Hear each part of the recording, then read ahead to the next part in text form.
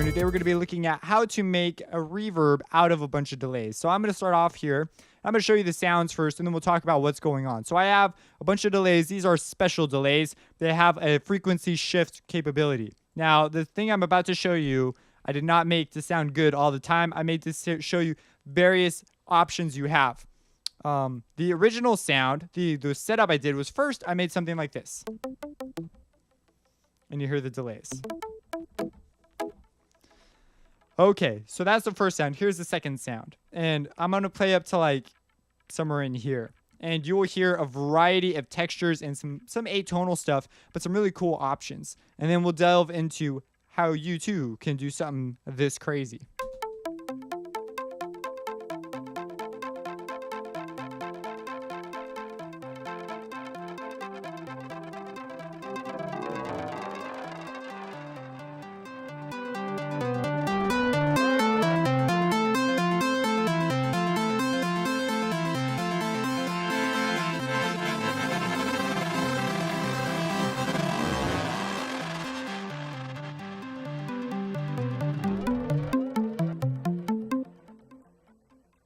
So yeah, it gets even wilder and crazier, and it has this weird thing at the end. Now I'm doing a couple things with Harmer as well.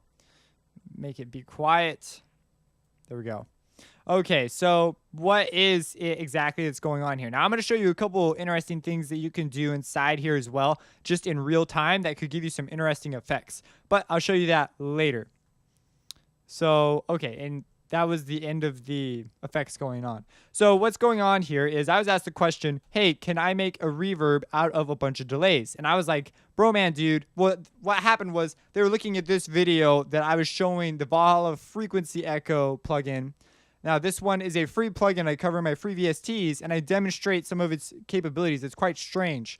And someone was asked, could you use this as a reverb? And I was like, well, no, but if you want to get like complicated, then yeah, you totally could. And you see in this moment right here, we had something that was a lot more reverb-like. And I'm not going to delve into the specifics of why these particular settings do that, but I will give you the general idea, which is you put a delay, and then you put a delay after that delay, so you're delaying your delay, and then you do it again. You use various filter moves. Now, I wasn't going for hyper-realistic. I was going for just something that sounded cool. So you would, I would start with like my close reflections. I put my close reflections last. No, I put them first. It gets a little complicated. If I wanted to be really realistic, I'd probably have to set up a couple of channels with various settings. One to emulate close reflections and one to emulate farther reflections.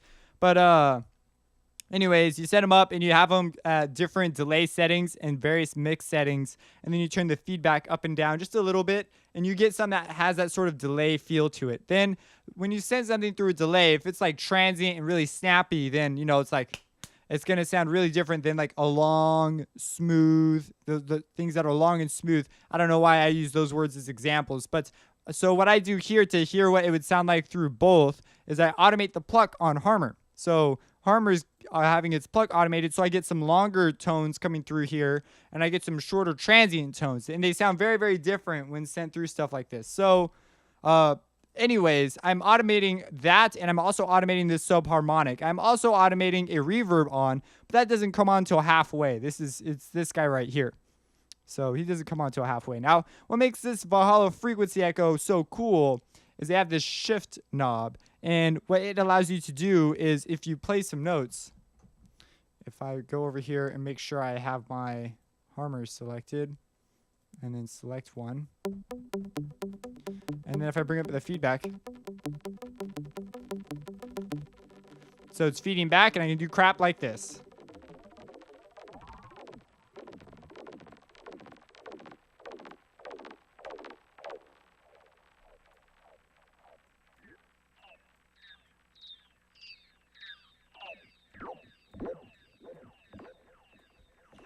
So I was, as you can see, I was very interested in seeing what you could do with this. I'm going to reset this.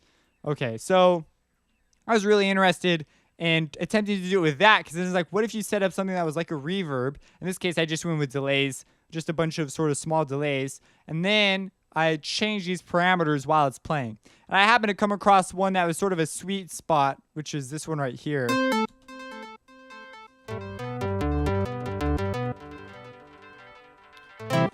And if you have a lot of notes going on, it kind of worked. It's probably a setting somewhere in the middle here. But it sounds a lot more like reverb if we play through that one little spot.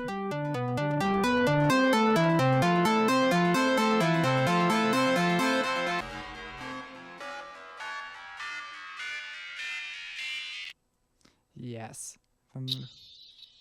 Okay, so anyways, you can come up with something that sounds close. I'm not going to finagle with this and try and get it because it's a terrible method to do it because you could just, use an actual reverb. But it's a very interesting idea and gives you a really organic sort of texture or timbre just an organic sound that will sound really good in a track. So it's just easy. They're more inspiring sounds, I feel like, to work with when they work like this.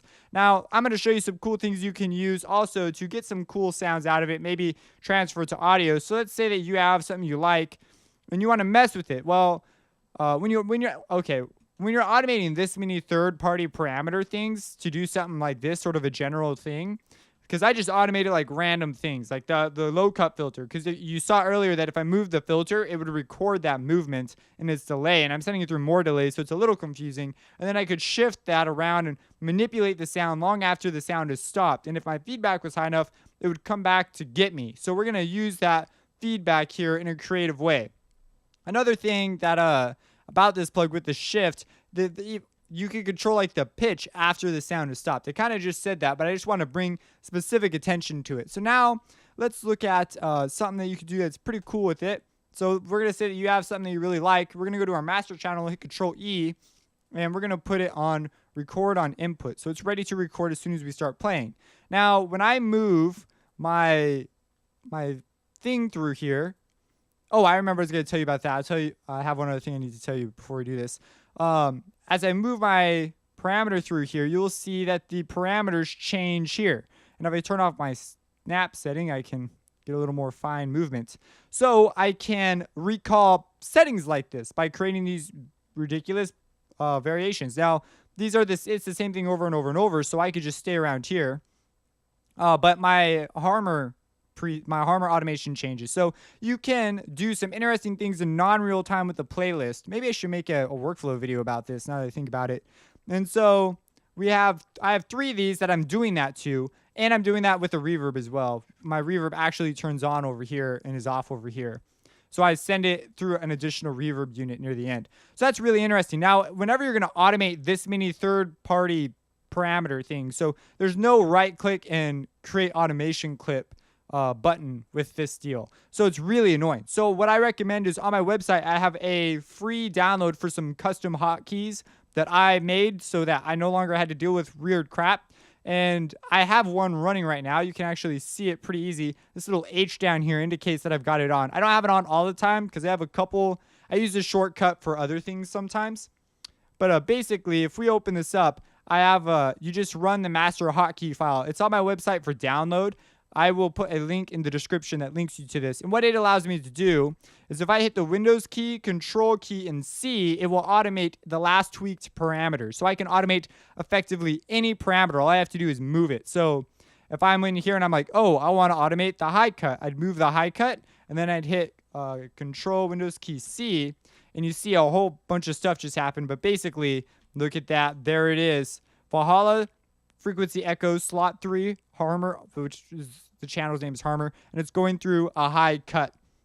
And it's automating the high cut. So this now controls that. And so that's really, really fast as opposed to like opening parameters, blah, blah, blah, blah, blah. I have another one that actually brings up the browse parameter list, and you may prefer that one because it does not cause the plugin to go out of sight. But then you have to come down here and right click and then automate from there, which isn't so big a deal because then you can move your knobs and find things pretty quickly. But I prefer the last tweaked parameter, at least in this case I did. So, but that's also an option. You get a couple additional shortcuts with that. So basically, we understand that this can basically act as a gigantic preset engine that we can morph through, and we can use it to do some pretty interesting things. So we hit Control E and added an Edison. I'm going to detach this Edison so I know where it's at, and we're going to record what we're doing.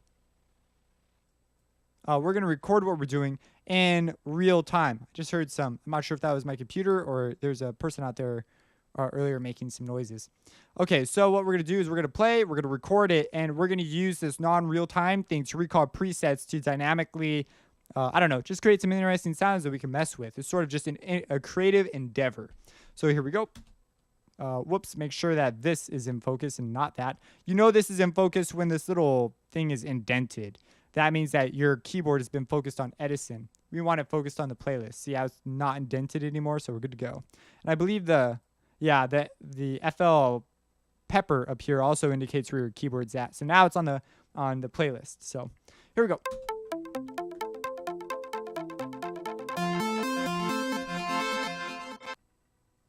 Dry, wet, dry, wet. Where is feedback? We want feedback high values.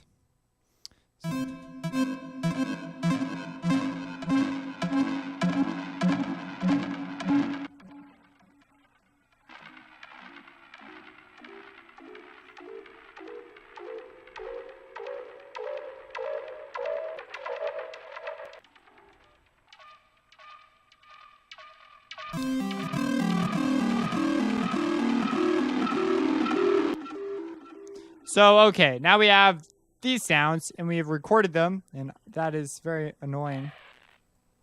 Okay, so we recorded them, and we can use them. Now, that was the most spectacular example because I don't automate the feedback up very much because I know it's a touchy parameter. But right here, the reason I focused on there was because these are where my feedback automation clips are. And so if I put it here, see, it brings them back. It will just keep getting louder. So we could record that. You know, what the heck?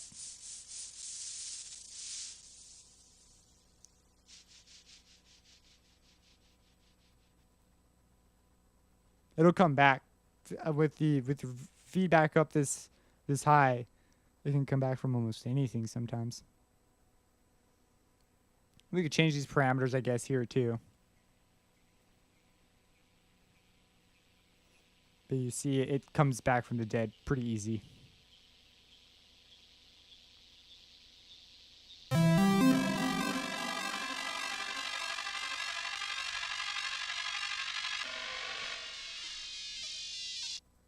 Okay, yeah, so that's fun. Anyways, that's a little bit about the just some options you have there and some really fun ways. You can see it's still going on, so we want to be careful about that. I have an automation clip down here that controls the master volume as sort of a fail safe. But I also just set an area where the presets are all safe, like a safe area of presets. But yeah, so that's some ideas there. Hopefully this was an interesting thing to you. If you like it, subscribe, share it with someone. Support me on Patreon, and have a blessed day.